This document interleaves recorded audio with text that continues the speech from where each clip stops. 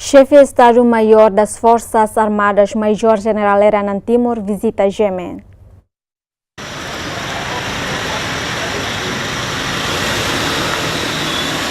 Chefe de Estado-Maior FFDTL, Major-General Hernán Timur, nia visita no dar primeira visita, no ato participamos ia programa grande entrevista ia Yemen.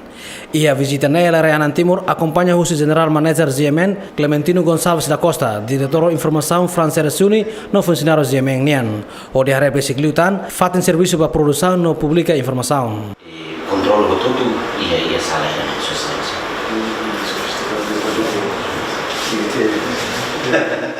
General Hernán Timur aprecia tebes o fundador Yemen hamutuk o staff tomak nebe fo ona ni contribuição e a área publicação informação. Tagi dene a primeira vez makataya tama edifício dene beke bot, edifício dene beke qualidade, hani samos sasan sirbe larane. E a fo parabéns para ali Manso Jorge Serrano ne, nudar na imba companhia dene. Antes ne visita Hanesamos halaona husi membro governo, líder igreja, nomos líder partido político Sira, Alves da Costa, Ferri Soares, Yemen.